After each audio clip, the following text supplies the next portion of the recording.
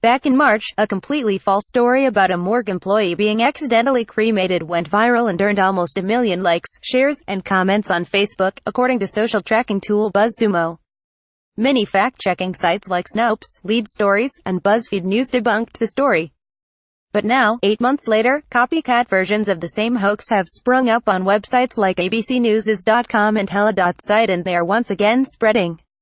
The story about the morgue worker isn't the only hoax that keeps coming back, according to a BuzzFeed News review of recent hoaxes and their copycat versions.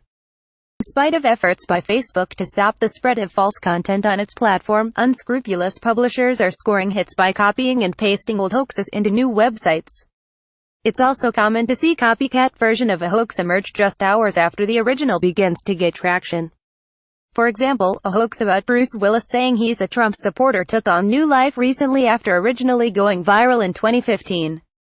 A fake story about students threatening to cut off their genitals if President Trump builds a wall has been reposted every few months since it originally went viral, and has been getting thousands of Facebook engagements, according to BuzzSumo.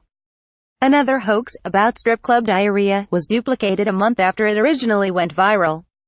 The difference was the market the story was aimed at. The original was set in Florida, and the copy in Alberta. In November 2016, Facebook and Google announced initiatives to curb mis- and disinformation on their platforms. Google said it will stop scam publishers from using its ad platform, AdSense. Facebook also said it will not display ads on fake news sites and started working with fact-checking news organizations to stamp out hoaxes and other false content. A person with close knowledge of Facebook's efforts to fight misinformation told BuzzFeed News the company is aware of the problem of copycat version of hoaxes going viral. We are beginning to roll out improvements to identify more duplicate and similar articles, the source said. There will also be a way for fact-checkers to simultaneously review several articles about the same subject. Those improvements will be rolled out in the next few weeks and be a focus in 2018, the source added. One recent version of the morgue hoax, published on hella.site, bombards readers with advertisements. After BuzzFeed News contacted Google for comment, AdSense ads no longer appeared on the website, meaning the account was terminated. But other ad networks allow publishers to keep earning money. Another hoax that went viral recently, about Bruce Willis supporting Trump, also had Google AdSense ads on the page. As we get better, as tech gets better, the scammers and the scams also shift, Google spokeswoman Suzanne Blackburn told BuzzFeed News. We have extensive policies that restrict publishers in our ad network from misleading, misrepresenting and deceiving users and advertisers. We enforce these policies vigorously. Last year alone, we removed 100,000 publishers for policy violations. Google's policy doesn't necessarily evaluate content for accuracy or truth. It treats publishers of hoaxes as a variant of scams. In the case of the morgue employee hoax, it was copied at least 24 times by different websites, according to a BuzzSumo search of the headline.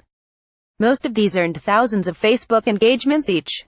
As BuzzFeed News previously reported, dubious websites will steal content that does well and the original creators can't do much about it. Sometimes, the hoaxes also live on through screenshots, images, and videos. Another reason why copycat hoaxes work is that debunking takes time, while copying and pasting a story doesn't. Facebook works with fact-checking organizations like Snopes and PolitiFact, which look into stories and determine their veracity.